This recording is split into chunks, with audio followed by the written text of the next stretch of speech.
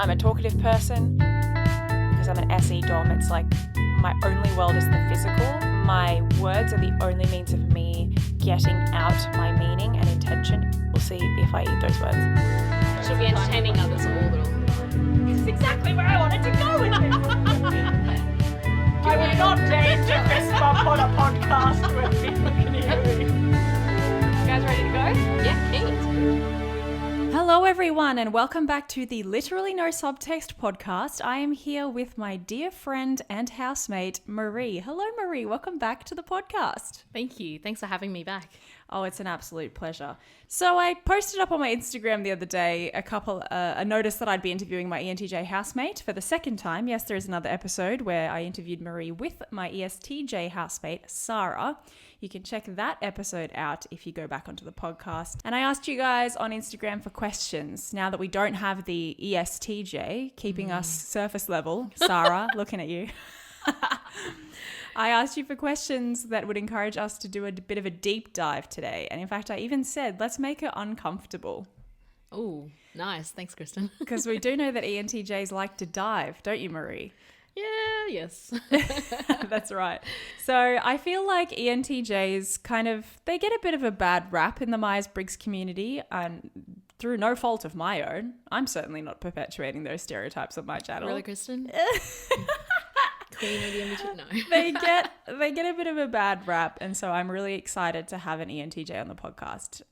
Marie is actually a very insightful woman who has a lot of interest in Myers-Briggs, so she has some really good insights to offer up us today. I have great faith in her. I'll try. How's I'll that? I'm really setting you up here to do well. Like, you better not fail me. Yeah, no pressure. It's not going to be a painful fall. Now, I got about 150, 130, I think, questions from you guys. And I mean, we're probably not going to get through all of them. In fact, I would endeavor to say we probably won't even get through 10 of those questions. Marie, what do you think? Yeah, it depends on the question. Shall I challenge you to get past certain rounds? This is a tip with ENTJs. If you challenge them, they will. We will take up the challenge. The fact that you've challenged them means that they're likely to take the bait. I'm going to challenge you to answer at least 15 questions today. You reckon that's fair? Okay, I'll definitely go for it. Now, a lot of the questions that you guys submitted, we already touched on in the other TE.M episode that I mentioned, where my other housemate Sarah was with me and Marie on the podcast. I would recommend that you check out that episode for sure, because Marie and Sarah answered a lot of the questions you guys submitted on Instagram already in that episode.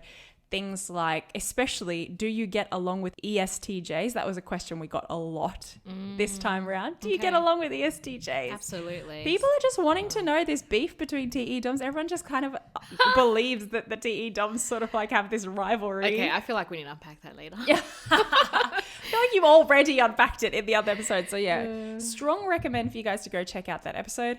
No, unpack why everyone thinks that we have beef against each other. It's probably something to do with the stereotypes of TE as well in general. Maybe. So I feel like that's all the introduction we need. Let's dive straight in. Yep, go for it. Are you nervous? No, not really. I have no idea what to expect. Yeah.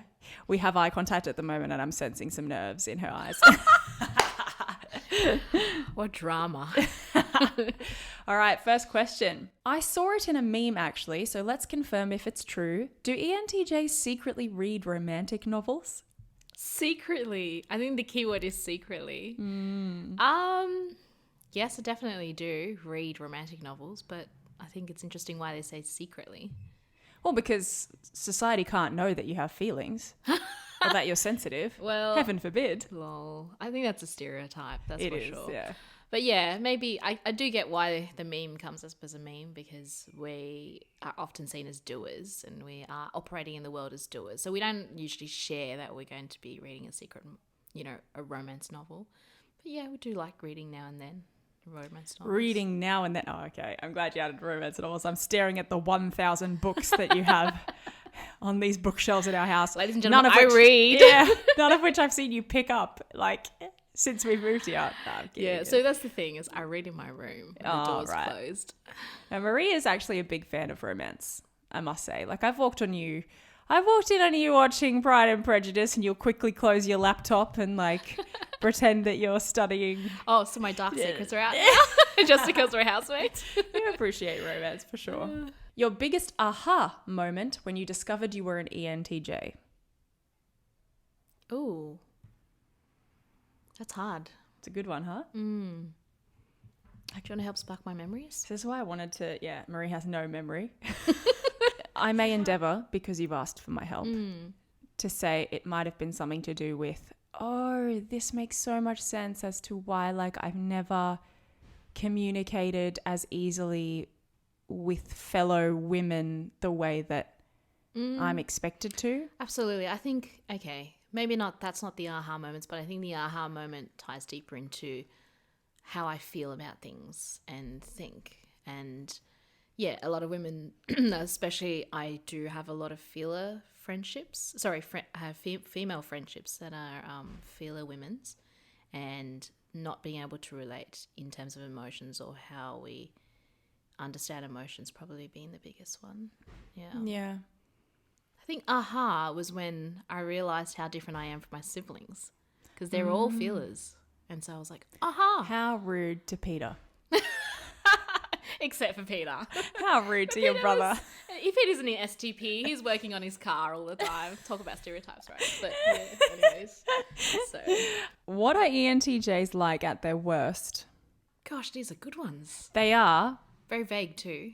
Yeah, and we should flag that, like, we of course should flag that, like, not all ENTJs are the same in all ways. So it's very hard to answer this on behalf of all ENTJs. But maybe a tendency that they would have.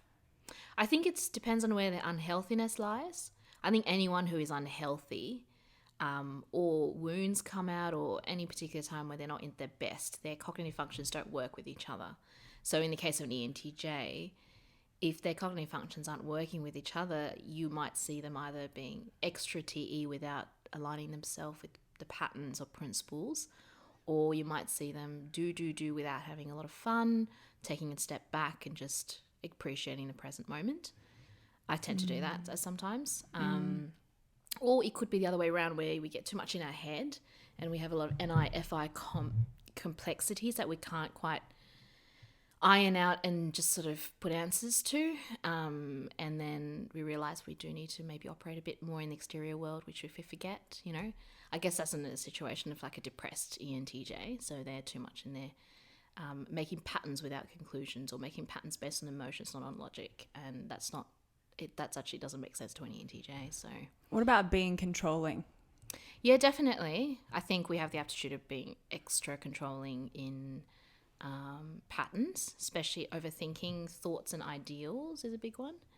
So getting overconfident, because if an ENTJ knows that they are quite logical at times, they can get overconfident that they're too logical and not align themselves to a logic that aligns with the heart, so as to speak.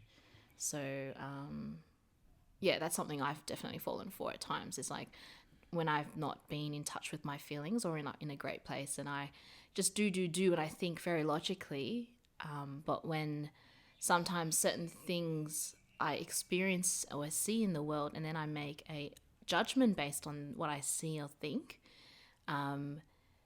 sometimes what I see or think is based on emotional experience. But if I deny that it's an emotional experience, I do deny some of the premises of that particular argument or that particular statement or data, which I could be used then to make my judgment, if that makes sense. Look, it's a pretty abstract way of saying things. Could we, maybe ground it in an example? Yeah, so an example could be like if I'm basically talking about my experience with a relationship, hypothetically speaking, then say this particular friend said something to me in a particular way, and then event happened, and I just translated the whole event, including the words that person said to me, in as one in a very, what I think is a logical way, but really what I'm experiencing is maybe an emotional reaction to that particular person, the word they said, and I forget those reactions, which does then form part of that logic, and so I make a wrong judgment in that. I see. That makes sense. So that could be an example. How about being pessimistic or complaining a lot? I think we come across as complaining because we do perceive and see a lot of patterns that happen in the world. And so we do see a lot of potentialities, whether good or bad, and we don't often know what not to filter.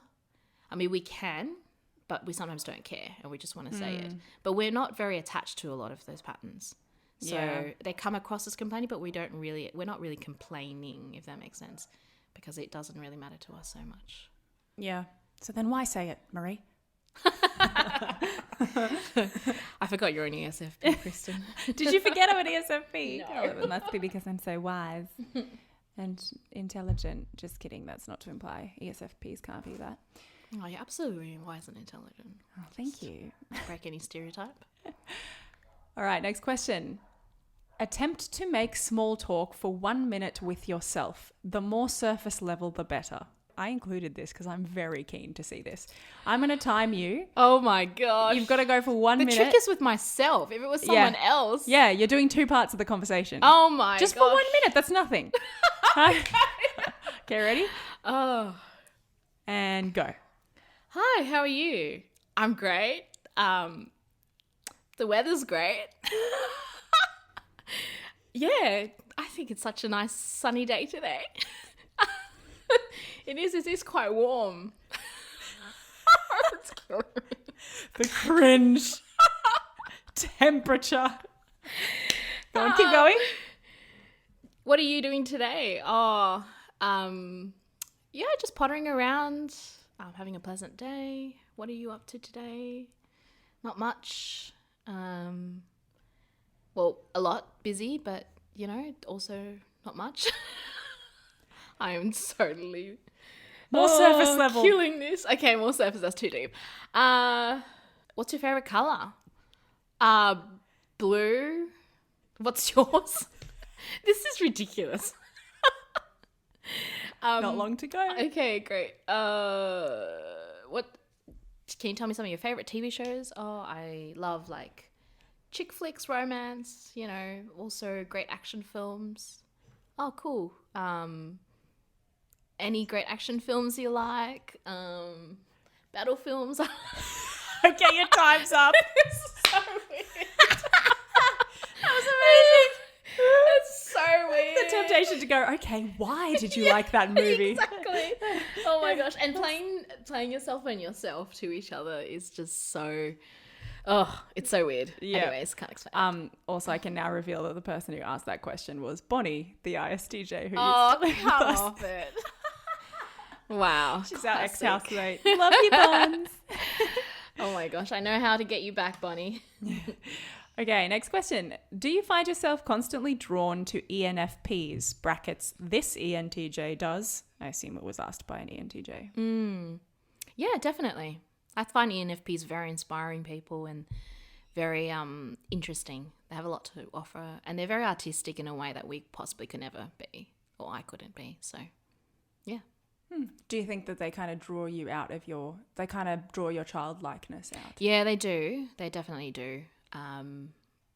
Yes, I think ENFPs, well, the ENFPs that I know are very comfortable and they're very childlike in their artistic ways, so to speak, and their chaoticness as well, which they might not see as a good thing, but to me it's very good because I'm prone to structure constantly, and that it can be, if I depend on structure too much, that can be a bit of a blind spot. So, yeah, they kind of a comfort zone for me.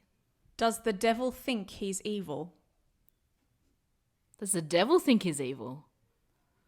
Holy moly. Gosh, that's a big extent. Well, I don't think the devil sees the word evil and think of the same description as we do as human beings. I think the devil knows that he is fighting for dominance against good. And so I don't think he would go, oh, I am evil, the same way we think of evil. When we think of evil, we think of it as something against which we are made for, which we desire, or sometimes our failings. And I think the devil would not see that because his success is to be the epitome of evil, is to conquer, is to overcome good in any way he can. Does he even know that he's fighting against the ultimate good? Would he even identify the ultimate good as the ultimate good? Not necessarily. I don't think so. I mean, for us, when we talk about, it's hard because good and evil is a language that we've used within the spiritual world against, internal battle warfare, and depending on how we've been brought up and our faith and etc. and our philosophy. But I think the devil will probably just see it as, you look to me, he probably looked at God and said, you look like a power that I do not want to submit to. So I want to be that dominant power. And I don't think he'd look at God and see it as goodness, nor would he see goodness as goodness. So, yeah, gosh, big philosophical question. I feel like I love how effortlessly you just went into that. Like, I don't think I even have to edit that. I don't have to edit out any pauses there. You were wow. Big question. So this is the discourse I've had with myself on this. Wow. I just feel like I feel like that's just a key to, yeah, anyway, a big chest. Do you fall in love fast or slowly? I used to think I fall in love fast, but I'm not so sure if I do anymore. I'm going to withhold my opinions. Kristen, I mean, as housemate, you obviously, and best friend, you see a lot of me and know how I am, how I tick. I think when I meet someone who in time has shown that I've fallen in love with, in the first instant I meet them, I often have a very good intuition and judgment on them. And I have this connection and sort of make a judgment based on that. And most of the times my intuition has been right. But in terms of falling in love, I think circumstance has been a big part to play in how I've fallen in love. And I wouldn't be surprised if I do fall in love slowly one day. I don't know. So I've noticed with you, Marie, that one thing that happens is because you see such utter potentiality in everyone and everything. When you meet someone, I've often found that you love everyone you meet, like on a level. Yeah. Because you just see utter potentiality. Okay, I was assuming when you said fall in love, it's romantic. Yeah. And I think the question is romantic. Yeah, but just I think I've seen you love people very quickly. Yeah, but that's credit to who you are. You're virtuous. Yeah, well, I think I do love people, but I think I've learned through time that I can love people too much, too quickly, and may have been slightly skewed in my judgment. Not wrong in my judgment of their character, but maybe slightly skewed in how they would turn out to be. And then could have been too attached and held on to that. That's probably makes me a little bit more careful now. But I think, I definitely do. Actually, let's put it this way. I do fall in love with people when I meet them, but I love who they are as people. And then as you get to know them and get close to them in friendship, then I strip away a wall after a wall, and then just, I guess, that person who ultimately one day, if that is the romantic person, is the object of my love life or whatever, then I think it'll get to a stage where all these walls have been slowly stripped apart, So I think it wouldn't be a case for you of falling in love quickly or slowly, but how quickly or slowly you realise that you've fallen in love. I think maybe the feelings would happen, but you'd take a longer time to adjust them, to realise that, that's that you've fallen in love. Yeah, I agree. I probably agree with that. In what ways aren't you like the stereotypes? I think the stereotypes put ENTJs as CEO types. Definitely commando. That's what I get a lot when I see on the internet.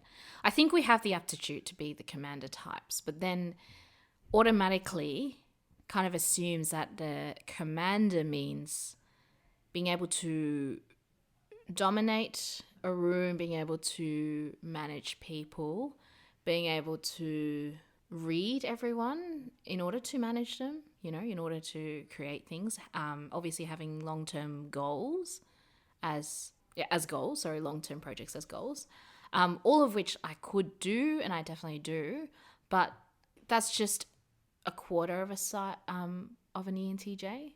And I think it's more the potentiality of what an ENTJ could do, as opposed to that's what an ENTJ is. So I think, yes, we definitely have great aptitude and potentiality to be the commando types, because we know we are good at managing people. We are good at reading lots of different people in the room. We do have long-term goals. We are good at problem solving. We're very good at articulating, analyzing, and seeing what's the best result, whether it's for people or things or objects or whatever, passions, goals. But at the same time, the ENTJs can be quite sensitive people. And I think another part of them is that they just truly want to be loved everyone wants to be loved, but ENTJs probably struggle the most in knowing how to be loved because we can distracted by the commando part of the stereotype, so to speak. And having TE as a top function, we're very goal-oriented in the way we talk and act. So I think sometimes some people misunderstand that. Yeah, I think a lot of ENTJs, and especially good ENTJs who I think are growing in virtue and trying to be as holistic as they can be, should allow themselves to, it's a lot of ENTJs can be quite the sensitive motherly types or can be the fun, playful types in their own way, I guess.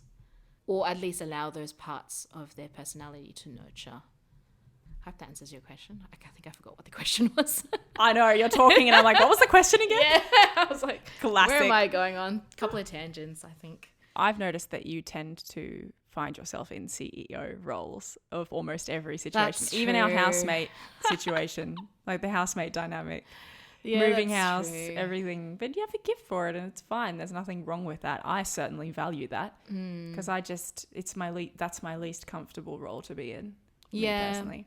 I think, that's true. That's very true. We are very much good at that, and it's natural.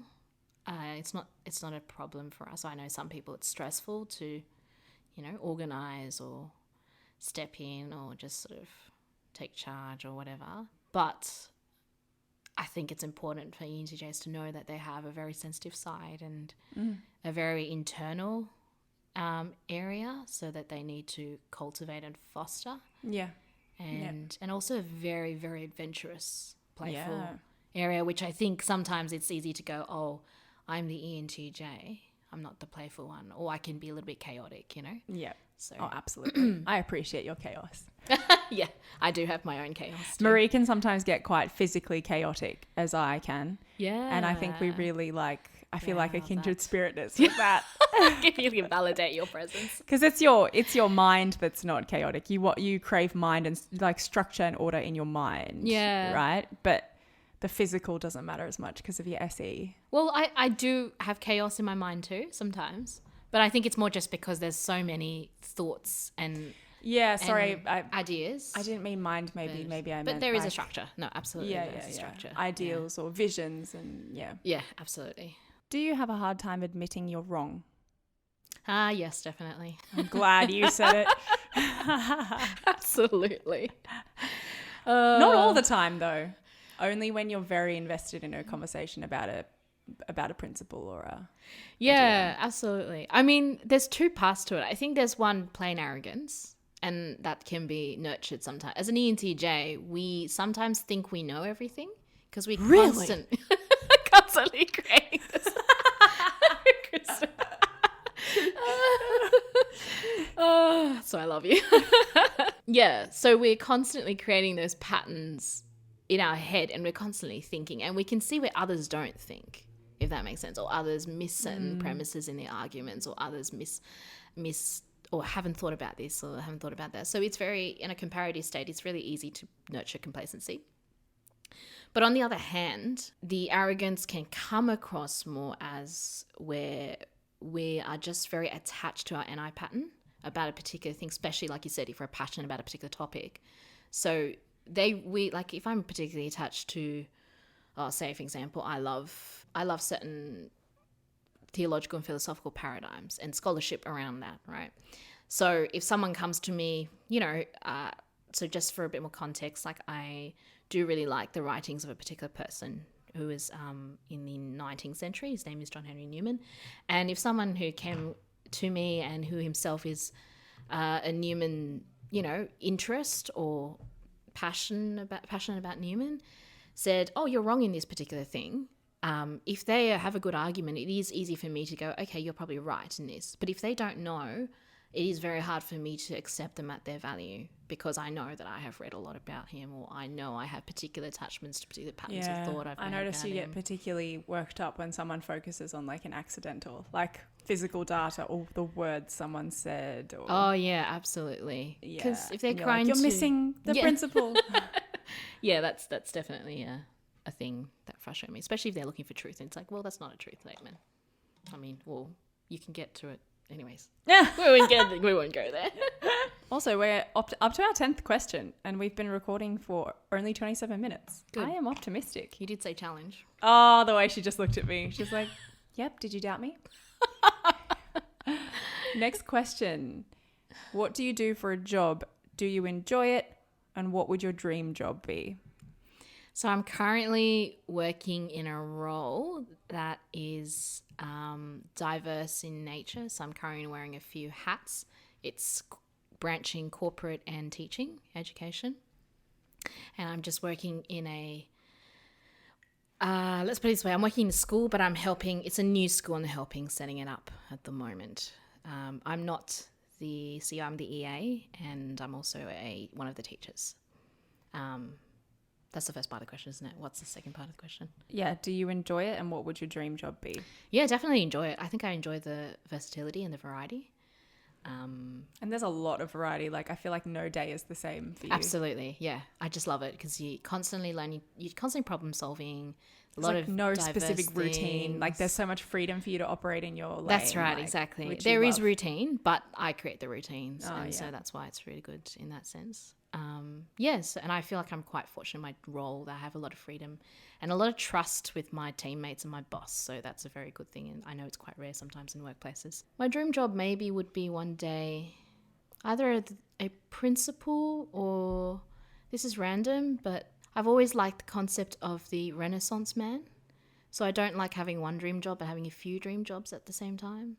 So if I could have a dream area or dream job in different areas that are particular passions of mine, that's probably the ideal. So like, I'd love to be a pilot one day, and then I'd love to be an archaeologist as well as a scholar, historian more, a lecturer naturally. I'd love to teach history and archaeology if that's ever comes a chance one day. Why do you get out of bed in the morning? What is your deepest motivation to stay alive?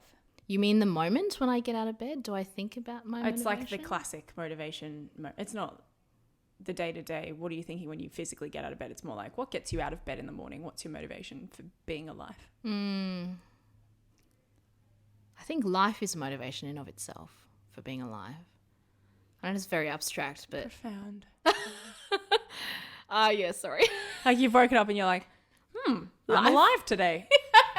Great. I will Absolutely. therefore get up. And that's Well, as far as it goes. why You the mean to heck tell me not? that's as far as it goes? I don't believe you. What the heck? No, it's not a thought. It's just a gut. It's I just a know. motivation. I mean, what is You mean like the beauty of life and the transience of life and... which is life itself. Yeah, you know, that's not obvious to some people. I know. Oh gosh. To be honest, when I wake up in the morning, all I feel is I've got a very heavy body and I'm very tired. My eyes can't open. So what's the best way to open my eyes? Because I know I need to.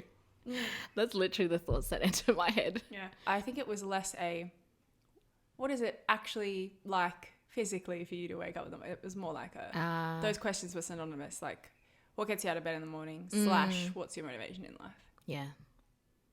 So I know I've got work to do in the day, and I know I have a time. I can't just waste around, and I know I wouldn't feel good if I just sat in bed the whole day.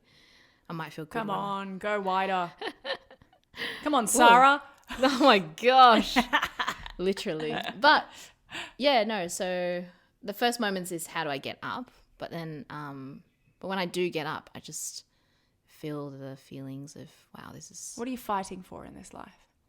I'm fighting for life itself, which I think there's so much in our life. Yeah, you could say truth, goodness, and beauty in life, right? Yeah, well, there it is. You can say it, but I will argue that's life itself, because I think there's so much around us today which takes that away, and I would argue that's a killer of life, Yeah. killer of 100%. How does your routine differ from Kristen's? Is it hard to be her housemate? This is a good question. My routine differs. I feel like I'm a little bit more, Routined? yeah. But I think I just know what I'm going to be doing for the week a little bit more naturally.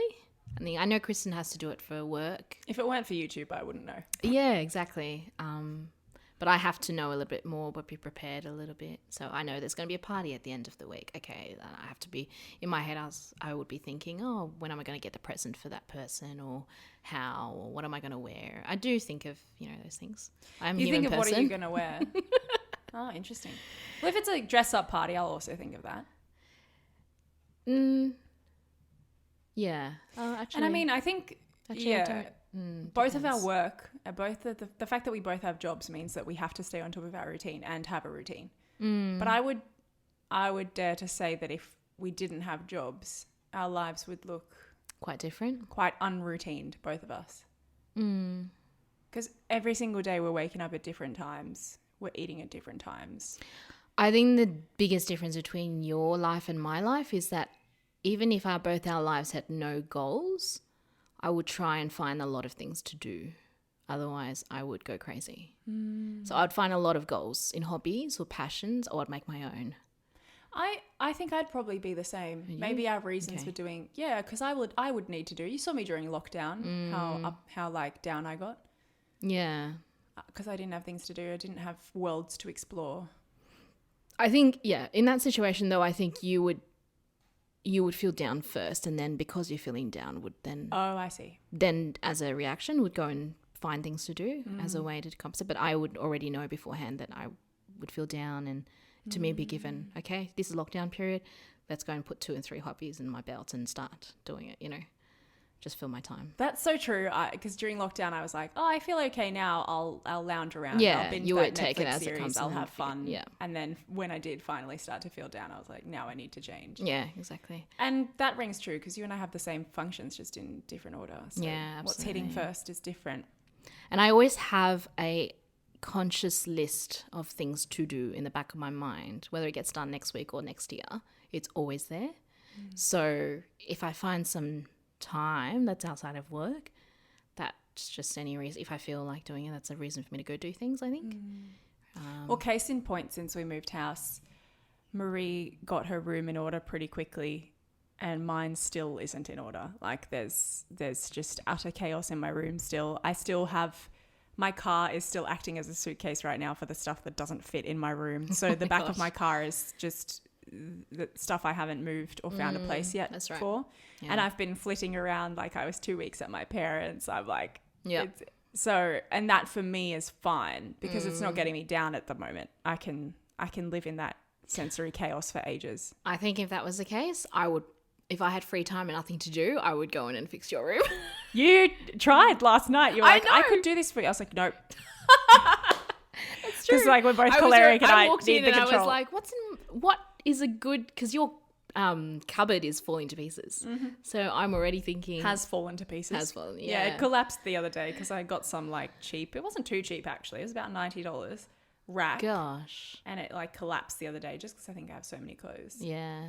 So, And I was like, well, that sucks. And so I just picked up what I could and leant it against the wall. And it's been like that for over a week now. And I'm see, okay I with could it. not do with that. Yeah. And I I know would because every have time you to. walk in, I see your eyes and I see your brain lights up with ideas of how you could fix it. Yeah, that's right. So, absolutely. Yeah, I think I can live for longer in that sensory chaos. Yeah.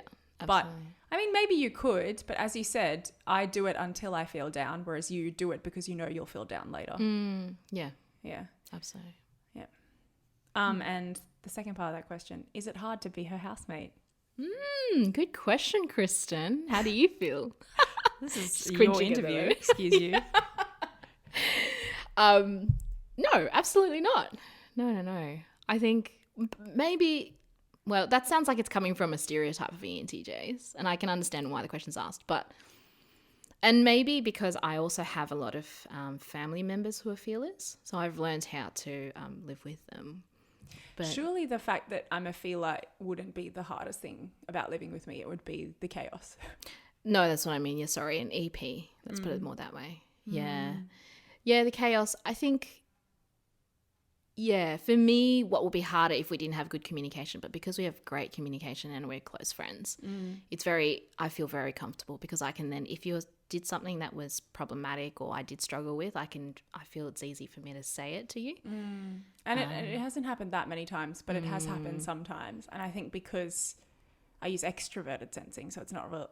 I'm not really attached to how my sensory world is. Yeah, at all. that's right. It doesn't personally affect me I'm when thinking you critique. Yeah. the teapot. Oh goodness. That one wasn't even my fault technically, but I took the fall for it. Yeah. Anyways. Yeah, I accidentally broke Marie's teapot. A very valuable It wasn't one. just you, it was a few people, but yeah, that was That was hard. That was a good moment for me to introspect and be like, I need to be like, how am I living? How did this happen? Like why? Like I clearly need to reassess the way that I approach my housemates' stuff. I should have been more careful in that moment. What is it that makes me subconsciously treat people's stuff like it isn't valuable? Yeah, and that was a good one for me as well because that gave me a lot of lessons and I think I appreciated that in of itself. Just, of course in the initial instance, I did think, oh, crumbs, it's, a teapot that I loved. But then at the same time I thought, well, this is a great opportunity to be detached and goodness knows I need to cull stuff anyways. And I've said that to myself. And also just, it is humbling to see how, you also were quite, you were self-aware and you knew that was how you were. You didn't intentionally break the teapot. There's no malice involved and you were really sorry about that too. And so I think that to me was just very humbling in and of itself. And so it didn't really matter at all, to be honest. Yeah. And I think we grew closer for that. So, Yeah. Oh, absolutely. yeah. So I think opportunities like that, it might hurt in the instant, but I think hurting in the instant is always worth it. Yeah. That was awesome because it was a moment where I'd made a mistake. But then you really extended grace and chose to see me and my heart and my intentions. And then you were so quick to forgive me. You needed to take your moment to feel your feelings, but then you forgave me. And I'm like, this is the dream. It's so nice to live with someone who's also striving to be the best version of themselves. And yeah. And I think ultimately that's an end goal. So if that's an end goal of mine, then all the little things don't really matter. Your chaos don't matter. And actually, it's like you say, you can see there's always two sides to one coin and you can choose which side you want to see. So every coin is a good coin if you choose the right side, It's always for your benefit. Of course you bring in some analogy. I love it. Classic end thinker. Yes, I love know. it. Look at me using humor as a defense mechanism because we got deep and vulnerable. I'm kidding. Love it. Love you. What terrifies you about yourself? Ooh. Spicy question. Nothing. Ooh. Oh, goodness. Spicy. No, I'm joking. Living up to that stereotype. I'm scared of nothing. What terrifies me about myself? I think that I can in some ways know my potentiality. Or at least I can idealize it or think I know it. And so what then terrifies me is that if I do try and go without constantly, discerning and taking time, because I know how I can just go like a steam train, that I might go too far and lose myself. And so one thing as an example is I have been, when I was at university, tossing between different career choices. And the thing that came up a lot was politics and law, naturally. And a lot of people said to me, oh, you'll be a great lawyer, you'll be a great politician, got offered a lot of things a few things on silver platters, which were very tempting to take. And I think at the time I was scared. I had an intuition that if I took them, I would probably be good at that, but not great at developing who I am as a person. Or maybe, let's put it this way, I probably needed a bit more interior self-development than exterior skill development or career development. So Yeah, I remember you spoke very vaguely there, but I remember specifically talking when you needed to make a career choice and you were talking about becoming a doctor or a lawyer, and you know, you do have so much potential, and I told you you can be literally whatever you want to be. You put your mind to it and you'll do it because I know your potential. And then you were like, it'd be cool to be a lawyer. And then we were talking about just how, like, no shade to lawyers, but like the temptation to just become a terrible person, which like... yeah, and I can see that in myself. Yeah, because if the end goal is to get this case done or to work on this, you know, or and that's to fight winning for or a defender succeeding. law, yeah, absolutely, or for the sake of money or prestige or whatever, I can see I have the ability to potentially step over people if I switch off that emotional part about me, which could be easy too. Yeah, and that's no shade to lawyers. Obviously, you can be a good person and a lawyer, but to each their own in terms of what's tempting and like, you know, knowing your potential for good and evil and all that. Yeah. Yeah, and I think at that time it was right for you to pursue something that was going to be a more guaranteed avenue of, I guess, virtue, potentially. Yeah. Sorry, I did want to nuance that. Really? Huge? Absolutely. That's big. What do you think? Well, I think I was afraid that law would be a dangerous path because I might have been wanting to do it for the wrong reasons. And that could have been because of potential success and ambition and skill and prestige and money. Well, not necessarily money. I think prestige and success is a big one for me. So knowing that, but also law is not one of my greatest passions. So if I wasn't doing something I was particularly passionate about, I could just go the easy route every single time and not fight the battles. How do you know when you like someone romantically? Interesting. Is that I don't want to answer? Next question? Actually? No, I can't answer this. I think it's because I don't know the answer yet properly. You're like, it's more nuanced than that. It looks different every time. I was going to say, it does look different every time. I don't often know that I like someone until a lot later. As in, sorry, I don't often recognize that I like them until I well and truly like them. Yeah. Takes a while for that FI to catch up. But if the older I grow, I do recognize things. Like I have a lot of respect for that person. I think that's a big one. I trust them. Oh, trust is big. If I trust that person, because it's harder for me to trust people. Ooh, the ENTJ trust. It's like a trophy. Yeah, absolutely. So, when you realize you've got it. It's so good. Yeah, so... Not that I consider your trust a trophy. That's probably a bad analogy. I think that said a lot about yourself. Yeah, I know. It's like that choleric, like everything's just a competition. No, we love our competition. Yeah, we do. But I think that if I I know first and foremost, I really respect that person, and then I start to trust that person. I know that naturally my feelings will start to follow. Yeah, what about when someone breaks your trust?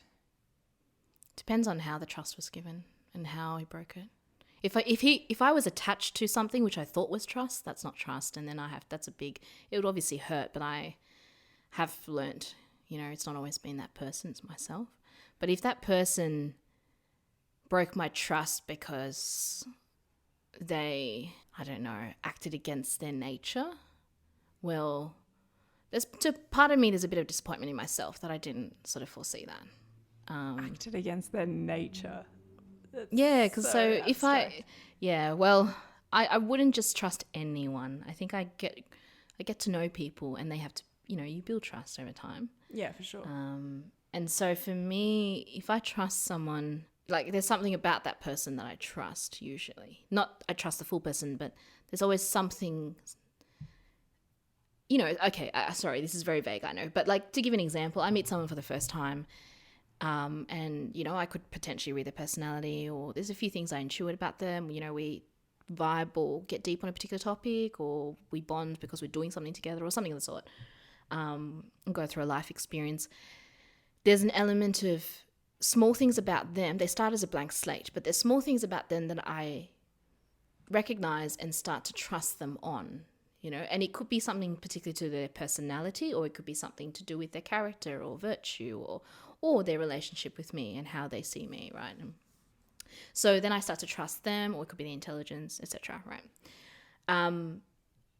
So hypothetically speaking, I meet someone and this person happens to have a very brilliant mind, and then I recognize that and I can say, oh, I trust in their thought process. I would test it a few times because brilliant mind doesn't necessarily mean the way I think, or, that sort of thing. And I trust, them to think in a particular way.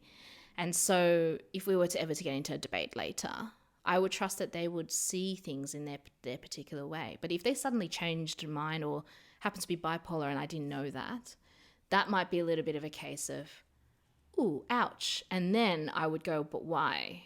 And is that me? Did I completely misread the person? Or is this person different and something about them, like something like bipolar? I'm not sure if I could pick it up or anything of that sort. So, yeah. Yeah, I have noticed your trust. You've taught me a lot about trust, and I've noticed that your trust reaches so deeply, and it's based on things that I would never have thought. I think growing up, I tended to think trust was based on more accidental things. And I think examples of this is, I know for a fact I've done things. A classic example, there have been moments when I've needed to say sorry to Marie because this is something that's happened quite a few times. Marie's told me something either in confidence or something that was in confidence, but she didn't tell me it was confidence because she just sort of thought it was understood that it was in confidence. And then I would, it's definitely a vice that I've had, like kind of forgetting. Well, you just forgot. I just forgot, and then I've blurted out something's come up in a public space. I don't want to say like it's an ESFP tendency, but I know for a fact it is probably one of the downsides. Sorry, the vices that ESFPs would be prone to. Is just blurting out things without thinking, or maybe they didn't do the math that this was more confidential or more private or whatever, and they've said something and then maybe they're like, oh, I didn't know, and then maybe you'll look at me or you'll say something and I'm like, oh my gosh, and like I honestly didn't know, or maybe I did know, and I'll say I'm so sorry, and in my head I'm like, that surely means I've lost Marie's trust a little bit, but then I realize when we talk about it that I actually haven't lost your trust. That's right. Yeah. So in that particular, using that example, I think if I hadn't known you so well and I did share something deep because I made a judgment and thinking you would be very good at sharing it. Sorry, you'll be very good at, if I made it opposite. If you're very good at hiding it, keeping it to yourself, or not very good. I mean, you just wouldn't, no opportunity would come to share it, or you wouldn't see the need to, or you'd stop yourself in time. Then, and you did share it. I would then probably it would hurt, but I would then be more upset about myself for misjudging that of you. But as I get to know you, know your personality, I do share things with you because I love you and we're close. And then you do share things, and I sometimes forget that, but then when you do that, in the moment I'm like, oh, I forgot. That's the personality. But like, it doesn't mean that I will stop sharing or anything. That being said, I definitely have the capability. It's kind of like when a switch flicks, when someone says, this is really important, or I can read, if I have a memory of you being really vulnerable, sharing something with me, and you were maybe crying and something was really hard for you to share. Intuitively, I will absolutely know and respect. Exactly, and I know that of you. Yeah, so. And I'm not. It's just more like information that's been shared that, like, maybe I didn't remember who gave me that information. Exactly, or I probably didn't put I might have said something and it have come across to you as light information, but to me it was a bit more serious, and I didn't convey that. So in that case, then I know what your parameters are, and I know how you would never intentionally do that. So then I would go, oh, I probably should have said that quite clearly. And then that's just a case of, obviously emotionally I would probably been hurt in the moment, but I don't blame you for it. But that's just in a case of taking your side and just like, okay, that obviously was private, but you didn't know. So let's talk about it. And you're often very, I think that's the case as well. You're very emotionally humble and emotionally aware as well. So when you realize that, you easily say, oh, look, I didn't realize that, and it's very easy for us to move on. And I love those. I really value those moments because I can take data away from that being like, oh, I remember what that felt like to know I momentarily lapsed in that judgment. And that really, it really sucked to feel that. And I need to make sure that I employ measures to make sure that doesn't keep happening. Yeah. But I think we, as ENTJs, and I do fit, maybe this is where the stereotype does come in a bit, we do we're not easy trusters, not like any other, like some types are. We don't trust easily. So yeah, that's for sure. Yeah. Yeah, but your trust is deep. And everyone's trust can be deep, of course. Yeah, definitely. And I've been hurt. Like, I've trusted some people really, really deeply, and I've been very, very hurt by it. But that's for sure. I think, as ENTJs, your capacity for depth in, like, everything is so real. Like, it's so real. You guys go so deep. Next question. After that, I feel like people were privy to, like... friendship, like our friendship counselling here. That's right. I was like, this is our friendship on air. Yeah, exactly. What would you do if everyone else in the world was either an ISFP, INFP, or ISFJ? Oh, why those three? I know. I want to unpack why this person ISFP, chose. INFJ, and no. Sorry, I missed that. Ooh, let's unpack why you said INFJ. No, ISFP, INFP, INFP, ISFJ. and ISFJ. Whew. Loaded question. I wanted to see how you would respond. I think, are they stereotypes of non-doers, perhaps? Well, yeah, ISFI DOMs have bottom and TE. Introverts, all of them. Yeah. I think it's like, okay, these are stereotypically like stereotypically introverted, more sensitive types. You know, ISFJs and SFJ. And I think this person was, Okay. playing into a stereotype here. Well, The stereotype that ENTJs would really struggle. nothing will get done. But if the world was full of these types, maybe they wouldn't value things getting done. But things would need to get done. No, you know what? Say I was the only ENTJ on the planet and the rest of the world is all of these types. Your head would explode. I would just sit on a chair and watch everyone else live their lives. Sorry, what I meant by head would explode, I mean your head would grow so big, is what I mean. You wouldn't be frustrated, your ego would inflate. Absolutely. Like, I'm the only I will ENTJ. be like, all right, you guys live your lives and see what happens. It'd kind of be cool No. because in not having TE DOMs around, these types would be encouraged to step up to get stuff done, and they might feel competent then. Or they would do it in their own way. Yeah. Very confident. Oh my gosh, a world full of FI DOMs. It'd just be like flowers and like multicolored hair dye and like... I mean, to talk about stereotypes, they also do say our current world is a very TE society because we're a consumerist society. Yeah, we're very hustle goal-oriented, culture. outcomes, that kind of thing. Yeah. So, I mean... We feel for you, FI DOMs and ISFJs. Not sure why ISFJ was tacked onto this one, but... I do also want to say, though, talking about stereotypes, so I don't think this is probably one of my theories, but ooh. Anyway, I'll just say it. But I do think that sometimes we do also live in a society where we have a very strong FI language or F language compared to T. And that's maybe me talking a bit as a, I don't know. I'll have to think a bit more about that one.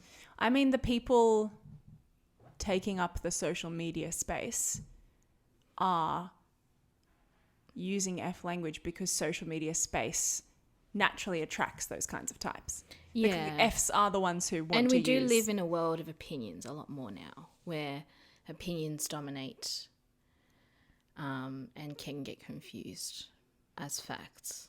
I know that's a controversial statement, but I do think that's the case. Oh, yeah, for sure. So opinions is relative, and opinions is very much... there's a lot of authority is validated by this was my experience, and yeah, definitely do not say that experience is not a bad thing. Experience is a very good thing. I treasure experience, but that's very much probably the only way we do sometimes say things, or we theorize but without applying experience because we're reacting to such an because we're publishing a TikTok video. That's right, exactly. So yeah, but anyways. Now that you've verbalized a theory, I hope you know it's on my podcast, so I own that theory and all rights to it. I might do law after all.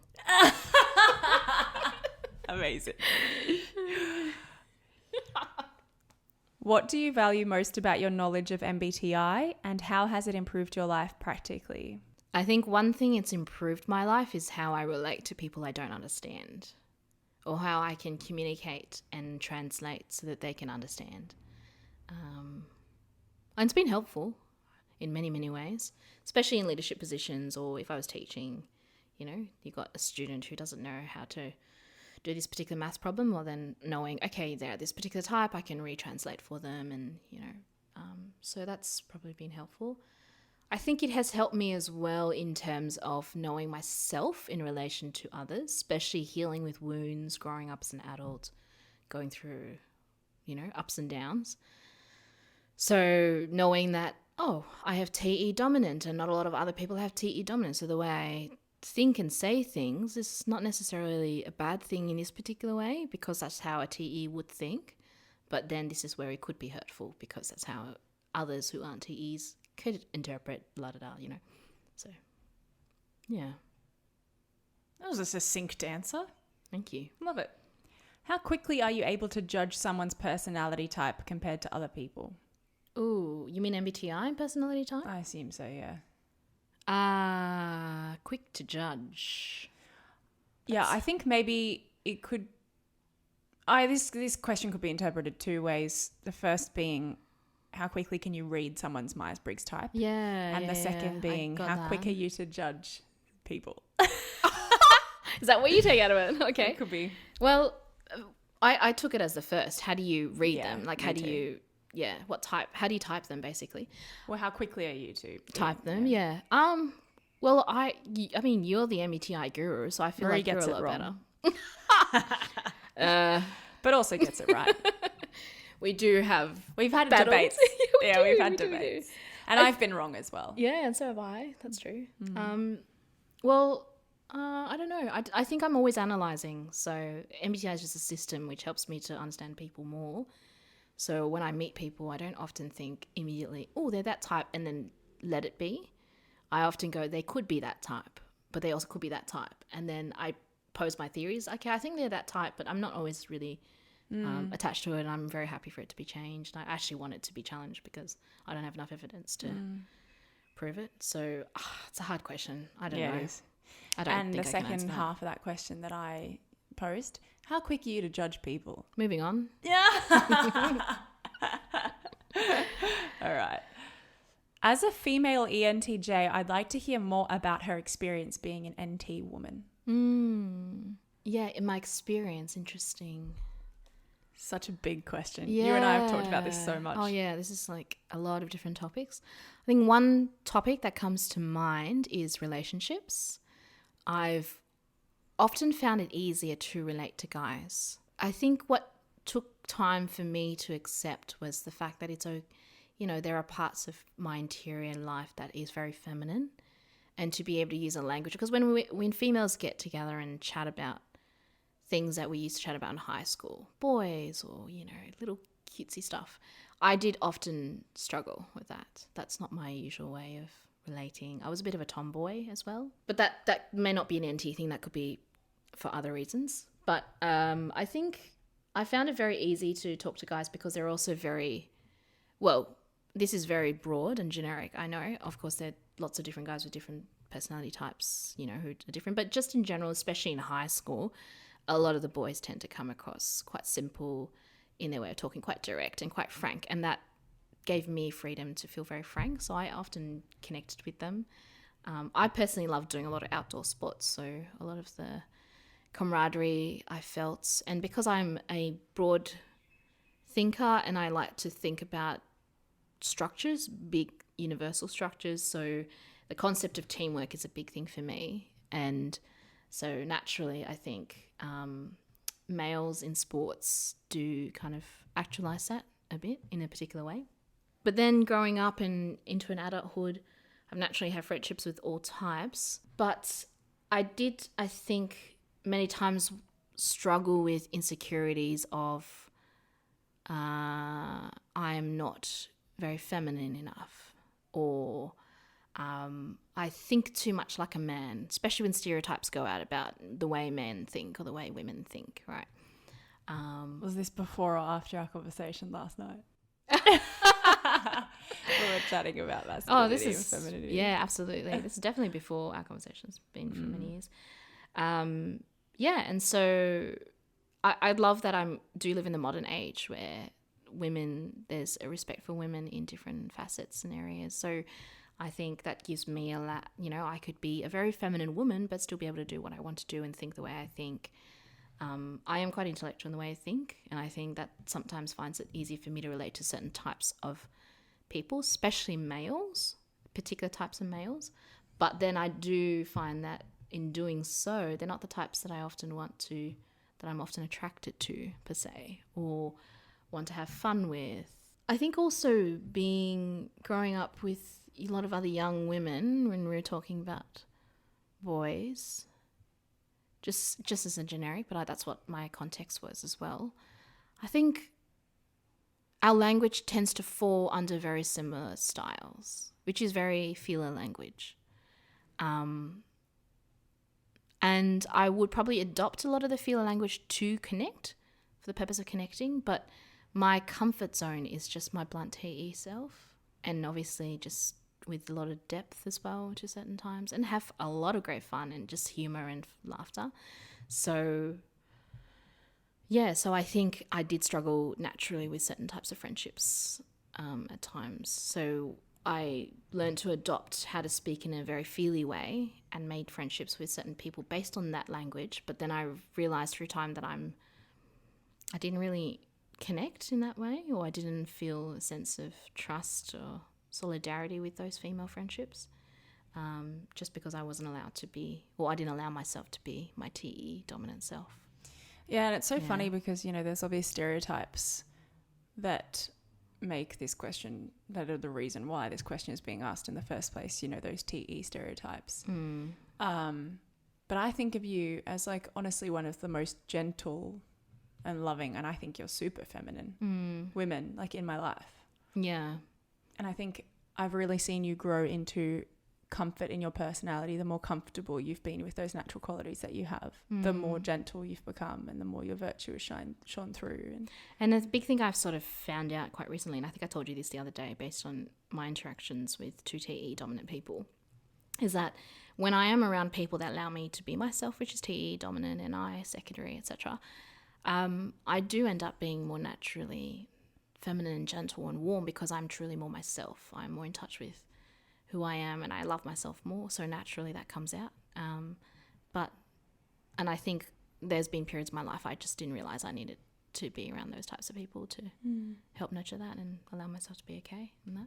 To the person asking this question, just know you can be a TE dom and embrace that and still be feminine. Oh, absolutely. 100%. Absolutely. I think there's a strength to TE dominant women that is very different and is not seen by stereotypes of femininity sometimes. So yeah, I think it's very exciting when you figure that out. Yeah, absolutely. What are you looking for in a romantic partner? A partner in crime, I think. Very much. But also someone who really, partner in crime in every way. Maybe things that I do in life, goals, but more to do with my big goal, which is to live life happily and to constantly grow. So if that person's on the same page with me about wanting to grow and challenging me and being okay with challenging as well. Your partner in crime, is this when you become a lawyer? Because that might be an issue. No, but that's why I said it has to be goals about growth, not necessarily exterior goals. I classically took that literally. Oh, I might have said something. That's No, I didn't take it literally, obviously. That's a phrase. It's a saying. Yeah. Partner in crime. It's a good one. Partner in crime. Someone who's passionate. Yeah. Love it. Yeah. But also, I don't know. I don't know if any of us know that really, what we're looking for. Yeah, except exactly. when it comes. And I don't have I don't know what my type is. Yeah. So I've found You're so open and you see such potentiality in different so many people, people that so. it's kind of hard. Next question. Kind of relevant. Can ENFJs and ENTJs work in a relationship, in your opinion? Yes, if they're both healthy. Absolutely. Love that answer. Yeah. I think there definitely be struggles. Yeah. I think I've noticed, because I have a few close ENFJs, my certain family members and friends. But I think because we both have that NI dominant Janus, so as to speak, we both could be quite easily think that our way's best, or we both have sort of controlling natures, so we want to control each other. But I think that would be good as well. If we're both very healthy, then we would know that's a good opportunity to let go and to realize that your way is not always good. And I think NFJs, like I intuit and ENFJs really well. I tend to read them without having to say a lot of words. So having that vibe connection. I think that's the same thing for them. The FE wouldn't bother you? I'm being facetious. Yes and no, but again, it's how you take it, really. Yeah, sure, but it depends on who the ENFJ is. 100%. It depends We could how sit it manifests, you know? Like we could sit here and list all 16 of the types, and you could say what struggles you would and wouldn't have. Yeah, based that's on right. That. Exactly. Each pairing is going to have struggles. Yeah, that's right. It's all about how willing you Absolutely. are. Yeah. How willing you are to love the other, work on yourself, self-sacrifice, and all that jazz. Do. Kristen has to put a song in because it's too serious and deep for her. No, if not enough. I am engaging well. Yeah, you are, absolutely. I just was going to say and all that jazz, and I was like, why not sing it? Couldn't resist. Do you find that having blind spot SI makes accomplishing things in your life more difficult? Ooh, yes. Ooh. But Let's unpack that. yes, when I was a lot younger, and especially because when you're younger, you're often very much led by your passions or what you thought was right, or what I thought was right. SI has, what I love about SI and especially SI personality types is they have this not blind, I should say, but this dogged, determined loyalty to discipline and structure, which if I did have a bit more in my life, would really help me to achieve some of the goals that I do idealize about. So I do sometimes, really wish I did have a bit of an SI. But saying that though, if I had SI, I have an SE way of going about things and accomplishing my goals. So then again, that's probably saying, I wish I had something that if I had SI, I obviously wouldn't have SE. So yeah. Yeah, legit. I do really love my SE, just saying. I love it too. Of course you do. Related, do you forget details easily? Ooh, yes. Absolutely. Yep. Especially when I don't think they're important. Yeah. The amount of times it's been like, Kristen, this thing happened. And I'm like, I know, you've told me that on 3 separate occasions. But I don't forget details that I do think are very important sometimes. Yeah. I've been impressed with your ability to remember some things. It's like a selective one that you have used to make a particular pattern, form an NI pattern. Yep. Yeah. Yeah. And some of the details you choose to pick up on are very strange to me. Yeah. Like, why was that the thing you noticed? That's right. Exactly. This question was like slightly triggering, but is fun to talk about. How to tell apart an ENTJ from an organized ENTP. I'm hoping this person asked this in like a tongue-in-cheek sort of way. Ooh. 'Cause I obviously- find that fascinating. That's interesting. What do you mean by...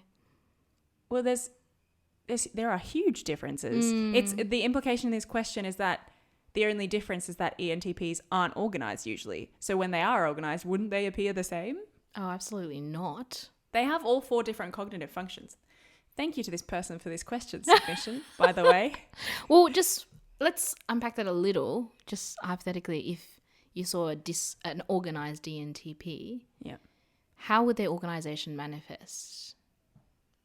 Like what are some... Given that they use SI, Yeah, of course. Yeah, absolutely. they would probably take value in things like routine. Well, see, this is the thing is, I think they could look like on the outside, maybe, to a certain point. But again, it depends on the ENTJ and how they organize their life. I would say I do know organized ENTPs, and in my opinion, it's almost like they could not be more different. Because there's this EP openness that you can't take away from ENTPs. Yeah. But And just on a merely accidental point, I'm talking. Yeah, I mean, an accidental point. That's how they present. ENTPs are just open to spontaneity. They're not attached to ideas and exploring them the way that ENTJs do have attachments to their ideas. Mm. You can't change that. Yeah. I think I'm assuming that when whoever asked this question, organized meaning they tap into their SI to deliver certain, Yeah. like say went swimming every day to get healthy. Yeah, well that's how it Wow. would look. It would look different, like, because ENTPs are never going to exhibit the same organization in their visions the way that ENTJs have. Yeah. I think, You're organized in very different ways when you're organized. yeah, but you can make a case saying the accidentals could look the same, but Yeah. it will come across different because of Yeah. the goal is always different. Yeah, Always that's gonna be right. different. But maybe if an ENTP is going swimming every day at 8 a.m. versus when an ENTJ is going swimming every day at 8 a.m., the motivations behind that are completely Exactly, different. that's And right. an ENTP would probably find fulfillment. The fulfillment would stop, and energy and joy, like whatever it is they're seeking, would stop with just the fact that they're doing it every day, the routine of the daily. Whereas for you, it would have to be building towards some kind of long-term goal. That's correct. Yep. Yeah. That's right. And of course, that could all be nuanced. This is that's just us playing with ideas We're also trying to in understand an attached way, because we don't use any. Yeah, but also I'm trying to understand what the questioner means by organized ENTP. Because does it mean a healthy ENTP, or does it mean an ENTP who taps into his SI organizational skills? But I don't look at ENTPs and Well, this could be, we don't know much about the questioner, but this could be on the stereotype that the JP difference means organization, which on a okay. very surface level is how a lot of people do understand the JP difference. potentially, yeah. Yeah. And I remember I made a skit I've mentioned it in a couple of skits where I sort of, there's a bit of satire, and I have like a character say, as an ENTJ, I'm just the more organized version of you to an ENTP, right? Because I'm making fun of that JP misunderstanding of that letter. Yeah. So it could be a facetious question based on that, or a misunderstanding of the system. Yeah. You see what I mean? Yeah. But I appreciate your questioner, and Either way, encourage it's you to interesting. keep asking questions. No, it's interesting. Love it. Yeah, for sure. What areas do you have to stretch and grow in? Being aware of my feelings is a big one. Or, let's nuance that. Classic. When I do feel about things, being true to how I feel, but not necessarily, because when I am true to how I feel, sometimes I can act irrationally on those feelings. Surprise, surprise, TE dominant. But yes, so learning how to then, order my feelings in a right way where I'm still very aware of them, but not to make irrational judgments based on them. And just to explain that, I've noticed and this might be an ENTJ thing, or it might be just a me thing, but when I have deep, deep feelings about a particular thing, and it really affects me, and when it hits, sometimes my top functions can switch off a little bit, or I'm a little bit blinded because the FI does come up and overwhelm the rest of the functions. And so then if I make a judgment based on how I'm feeling, when it's that type of feeling, a very deep, strong feeling, and my top function switched off, then I can make rash judgments, and I have done so. So, just learning how to be aware and order them. I think there is very much a stereotype, because FI is on the bottom, that we need to grow by just being aware.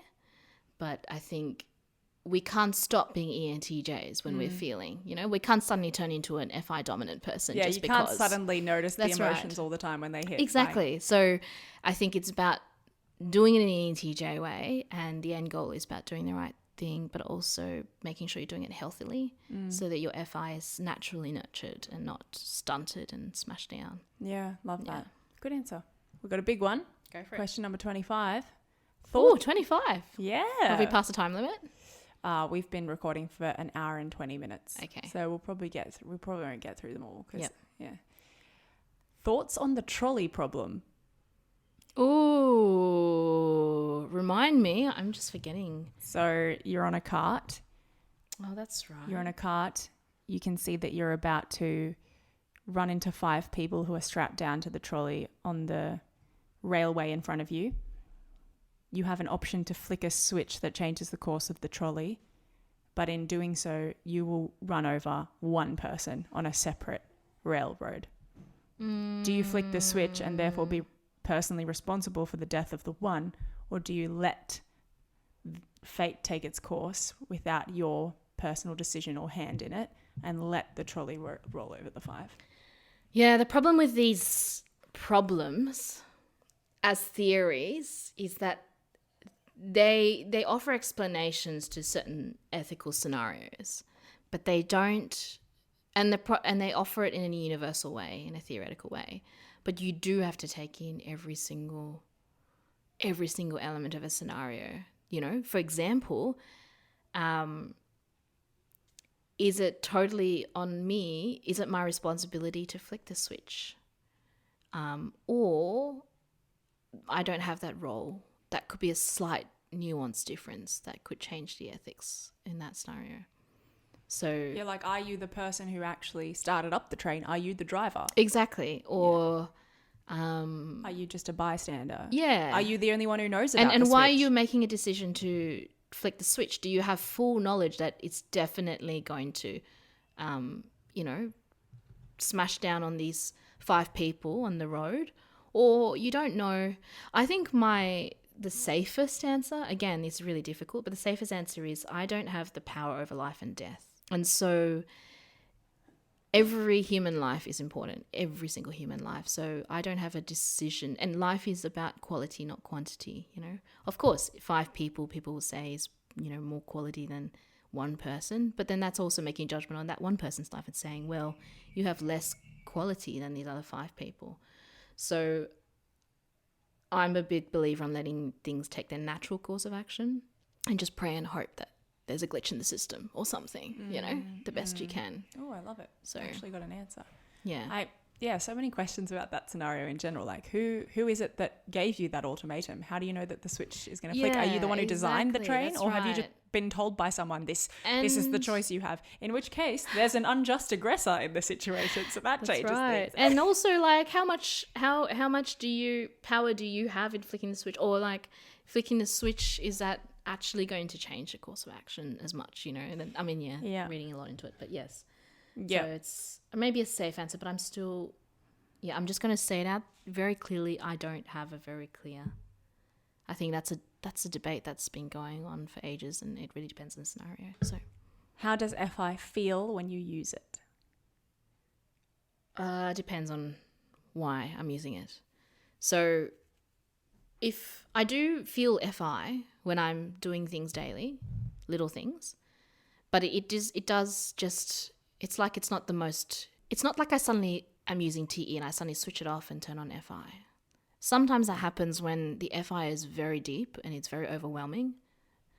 Like, say, for example, going through a heartbreak, or something happened that I need time to grieve.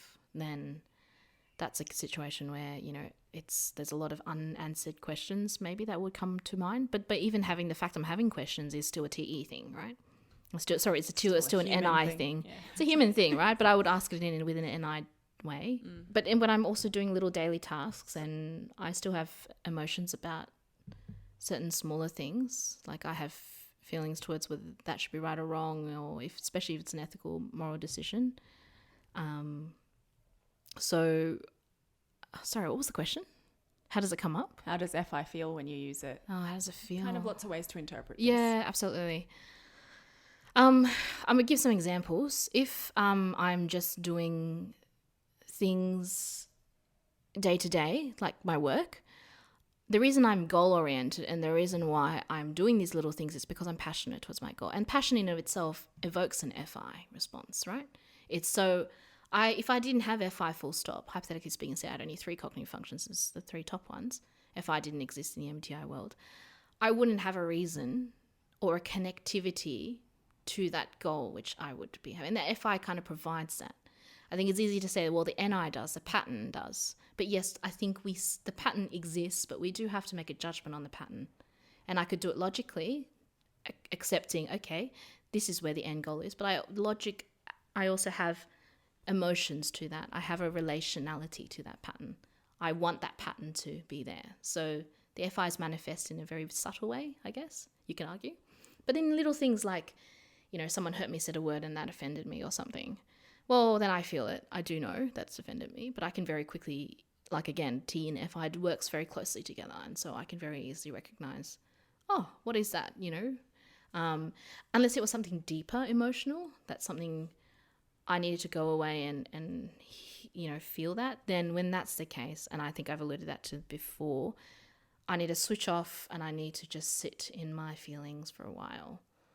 And just a quick reminder of to recognize that FI is only FI as opposed to FE because it is noticing a autonomous, personal, emotional response to things, emotions that you're using to judge things, your decisions, your relationships, that's detached from the group, as opposed to FE, which would notice group dynamics and would cite the group first to make its decisions. So when Marie says she sometimes needs to remove herself from situations and groups, that's a very FI thing to do. Yeah, absolutely. You do it far less frequently than say I would. Though I don't really do that as much. Though I have actually recently done it. Yeah, that's something, because FI, for me, it's more high in my stack, so it would hit in a more intense way and it would be harder for me to ignore, which is why I would more frequently have to remove myself from situations. I think a stereotype with ENTJs is that they feel less in general, like they feel less because they have bottom FI. But that's not the case. It's just about what they're noticing. Their feelings can be just as intense, as any other person when they feel it. It's just what they're noticing first. Yeah, absolutely. Which is the important thing to know about cognitive function stacks. Yeah. Yeah. I mean, an ENTJ can walk around feeling a lot all the time. Yeah. But they are also very much thinking. Their feeling kind of just supports their thinking. Maybe let's put it that way. But they can be very emotionally rich. I've learnt with you, you are a very emotionally rich person. And same with the other ENTJs I know in my life. Yeah. Yeah, absolutely. And if they have a deep emotional attachment to something, it's so beautiful when they talk about it. Honestly, in such a romantic way. That FI don't lie. Yep. We know where we get our romance novels from. Ourselves. So we've been recording for a while now, so we'll probably just do a few more questions. In what ways do you see yourself as the protagonist? I don't really know what this question means, but I thought it was interesting. Yeah, it is an interesting question.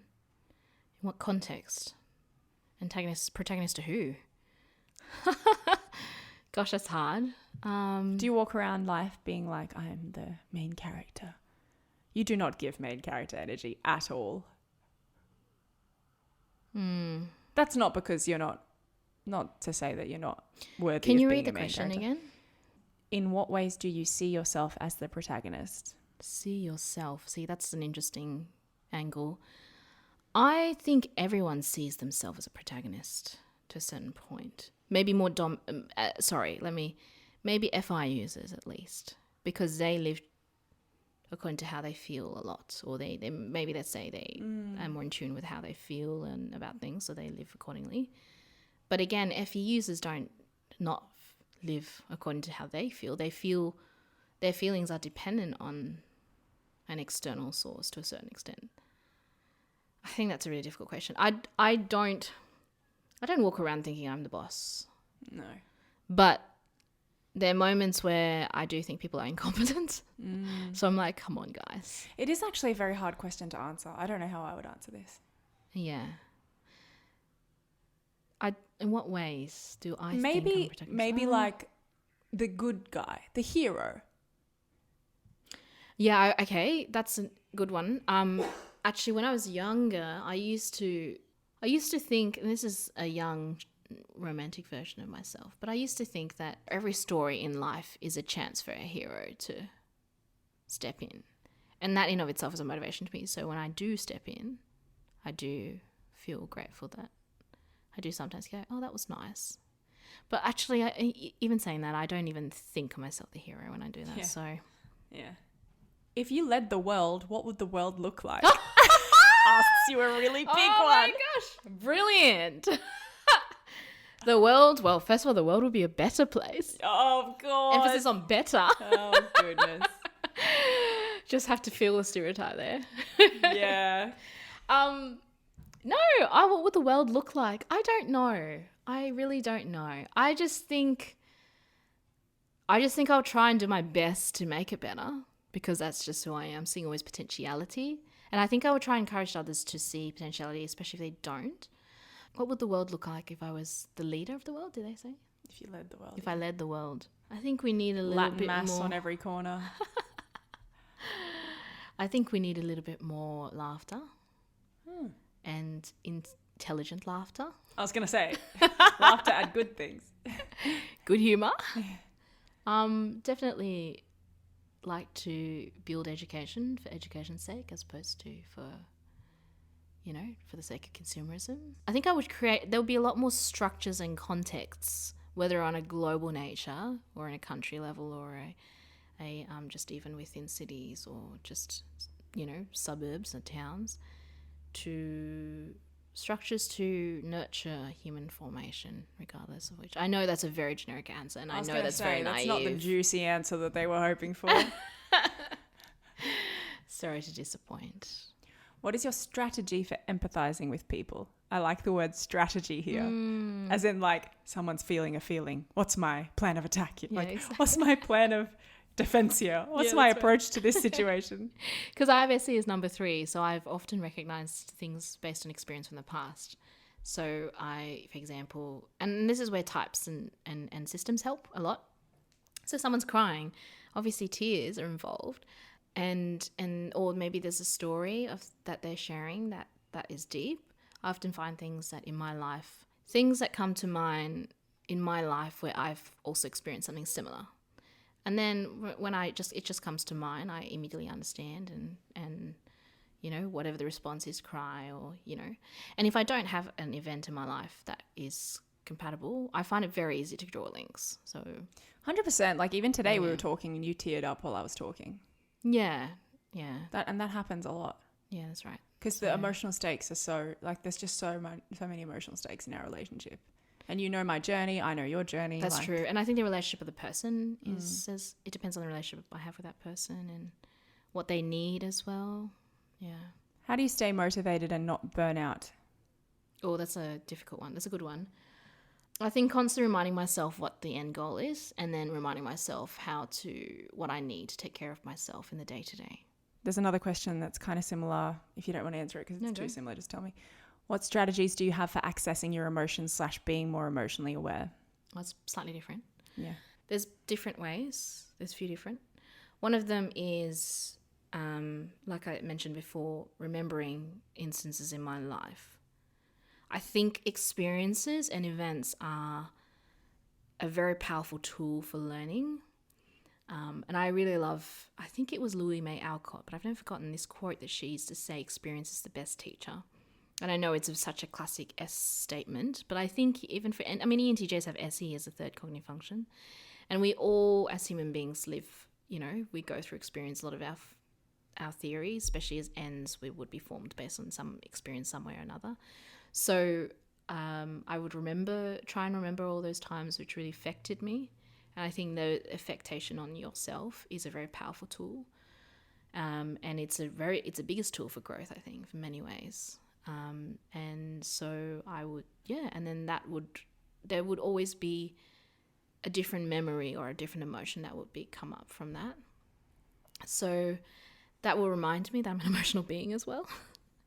Relationships with people, of course. I think there's a stereotype that ENTJs are so goal-oriented that they don't have people in their lives. But more than anyone, because ENTJs have, and I was saying that before, they are quite sensitive people too. And so they need relationships more than anyone. They're probably not very good at knowing how to communicate certain types of ways, or, and again, it depends on the ENTJ, or they might not feel like they need as many relationships in order for purpose, but they need it, and they need a lot of quality relationships, I think. And then I think going back to the SC, but it ties in with the TE and the NI, is that ENTJs grow from experience and being adventurous. So I think being in touch with your feelings is a big one. So meeting people who have different stories, emotional stories, listening to them and getting to have different life experiences so long they are healthy as much as you can, you know. Obviously, when unhealthy ones come, then treat it as like providence. I'm a person of faith, so to me it's like, oh, this is not chance. I don't believe in chance, so I think everything's for a reason. So yeah, so I treat it as an opportunity to grow. And when you do feel for something, I think this has been probably the most difficult for me, is it's okay to feel, and you've taught me that it's okay to feel that feeling. So sit down and feel the feeling, basically. Love it. Yeah. Good and lesson. do what you need for that. Mm-hmm. Yeah. Which types do you immediately assume you won't get along with, and why? Juicy. This is a bit of a bait question. Oh, interesting. Well, I think SFJs for sure. Oh, she named it. I was wondering if you were going to actually name it. Well, I do know that, I'm being very honest. I think I struggle with them mostly because they have completely opposite cognitive functions to myself. But saying that though, I know some really, really amazing SFJs, and I really respect them. So, but get along with, like you can get along with them, but maybe not connect in a certain way to a certain point. And I think I can't spend hours with certain types, especially FE types, dominant types. Even NFJs? Yeah, to a certain point, I think if we're always, because FE dominant types is always relationality and diving deep NI, right? NFJs, and then SFJs is relationality on a different level, right? I think I would get quite drained, being completely honest. Yeah, I I've seen do that happen get with you. very drained. Yeah. So it is, yeah, I do need to go away and recuperate. And When was the last time you cried? yesterday. Love it. And as I mentioned, she teared up today as well. Oh yeah, that's right. I've been amazed at how more frequently you cry. She's not crying every day by any means, but like when I first met you, I think you subconsciously or consciously thought it was a sign of weakness. I did, and that's got to do with my past. Yeah. Not anymore. No. You've grown. I love it. Absolutely. It's been amazing. I wouldn't cry in front of anyone. That's No, for of sure. course. Oh, 100%. That's very sure. 100%. So to most people, I don't cry at all. It's a great sign of vulnerability. Yeah, Yeah. absolutely. Do you enjoy being the intimidating person in the room? Why? Does it come from any insecurities? Let me Why say, did I think we could power through these? that's hilarious. I used to be, and I realized it is an insecurity. I thought it wasn't. I thought it was just my personality. But yeah, no, I think to a certain point it is a little bit. But then at another point it's not as well, because enjoy is one thing and noticing is another. I think, if you notice that you're intimidating others, if you're enjoying that intimidation, you've got to ask yourself, why are you enjoying it and what does enjoyment mean? So if I notice I'm intimidating others, sometimes if that person I think needs to be intimidated for the sake of some particular goal, and I'll give an example just to make it clear. Take this person down a peg. Well, exactly. If someone's like arrogant, then I'm not going to back down, and I will challenge them and challenge as much as I can. I'd love to see them stop and reflect. And of course there is, I'm human, so I do have a little bit of enjoyment in that on a human level. I'm not just saying that, okay, you can stop and think, I have the fact that I have the ability to challenge you, I think there were times I did used to enjoy, when I was a lot younger, I did notice it as an insecurity because I felt like I didn't know how to connect with other people in any other way. But definitely not now. So, do the high expectations that other people have for you scare you? Yes, definitely. All the time. I think because I then take them on quite seriously, and put them on myself. And they can become a little bit of a crippling factor for me. So, but they also do challenge me. It depends how they're being done. I have, myself particularly, I do have particular wounds with high expectations because I'm the eldest of a big family and a very close family, and a family, an Asian family growing up in a very Western culture. So there's a lot, if you don't already recognize some of the stereotypes there, those stereotypes are actually quite true to some extent. But I have obviously been challenged by them. So that's who I am the way I am now.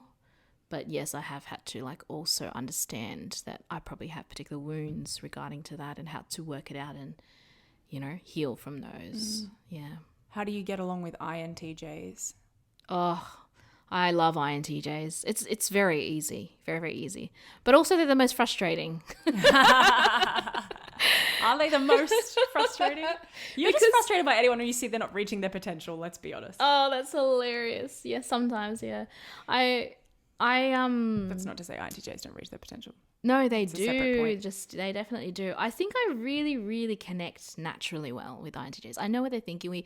We connect really well, and I think there's a mutual value for intellectual debate and intellectual analysis constantly. So I really enjoyed that, and I have some very good, close INTJ friends. Most of them happen to be male, ironically. But yes, but I also do see their flaws very quickly because that's very much my flaws. So I had that question quite a few times, so I decided to include it. We'll do 3 more. Fellow ENTJ here, do you have any advice on finding a career that best fits our type? Oh. There's a lot of career advisory things out there, and I did struggle with this for a long time. I actually still do. I think there's a few answers I'll give to that. I think one is know and discover what you're really passionate about. Because I do think if you don't know that, it's easy for you to step into an area and be very good at it too. And that could nurture as your passion. So if that's an avenue by which you need to do, just step into something.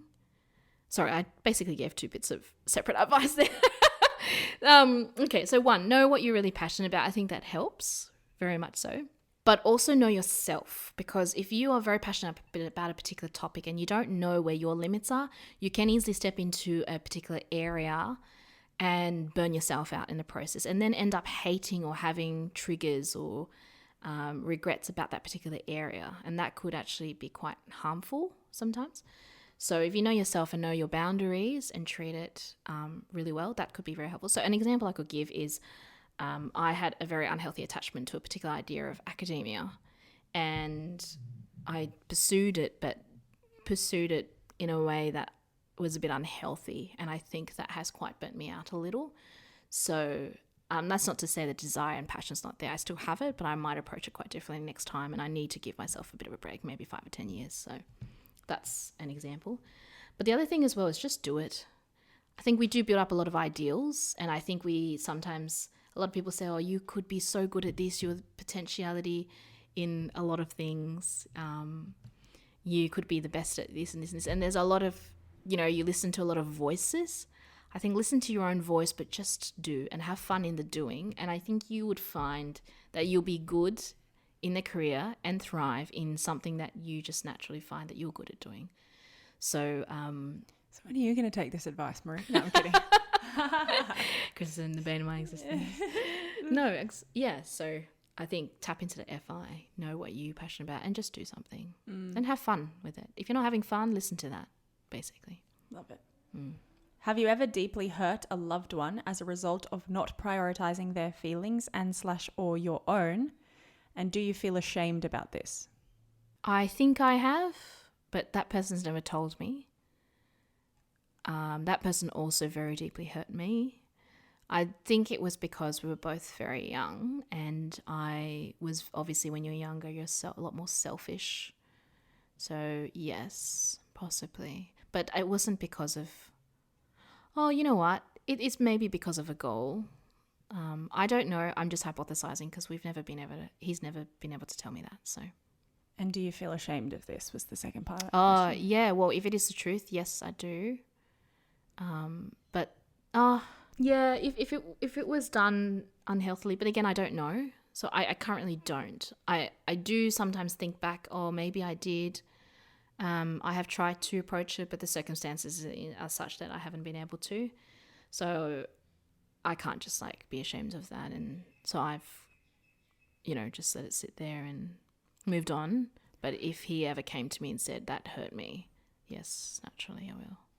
I can say that a few times in our relationship, as being an F, there were times where you prioritized addressing a principle before validating my feelings. Okay. And there that's a were good- moments, but you know about all these moments because I brought them up with you. Yeah. There's only been like, I could count on my hands how many times it's happened.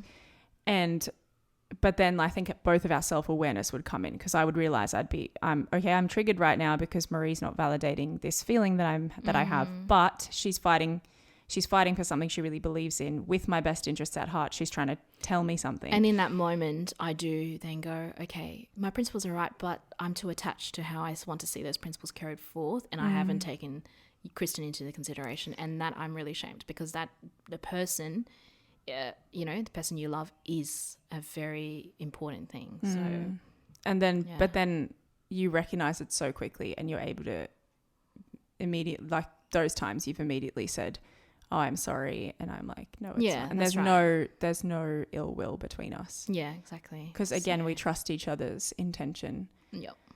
And that's been really helpful for me in terms of, because when those emotions take over, they can take over everything. And in terms of pinning that emotion and having a healthy coping, like, okay, I'm going to pin that for now, and I'm going to actually really try to listen to what Marie's saying, or vocalize this right now. So say something like, sorry, I'm just struggling to listen to you right now because I feel really emotional. And I've said that to you a few times, and you've been like, oh, okay. And then that's like a sign to sort of tap into the emotions for the moment. And that's good for us and our friendship. And And in that moment when you say that, I do feel quite ashamed, because I'm like, oh, classic me. I'm but you don't need to feel ashamed. Like, you're human, and you should feel proud of the way that you handle it, because like I think sorry is a better word than ashamed. I'm sorry. Yeah. That's the right word for sure. Yeah. And that's good. Like, apologies are the best things ever. And forgiveness as well. Love it. Obsessed. All right, last question.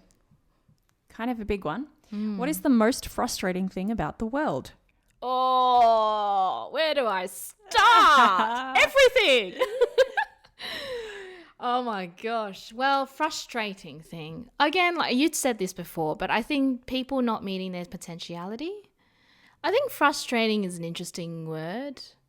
Again, maybe I used to be more frustrated. I think now I've grown to accept it and not frustrated, but I still see a lot of, things would be nice to, a bit more detached to it. Let's put it that way. But I think there's a lot of suffering and evil in the world, naturally, but I think a lot of the results of which is because, well, so many things. I think I see some ways in which they could always be better, and they might not be right ways, but sometimes I see them, and I sometimes, if they're not being done or if they're not there, then I'll go, oh, I'd like to, why aren't they there? That would help fix certain problems, A bit more concrete examples. I think technology does frustrate me quite a lot.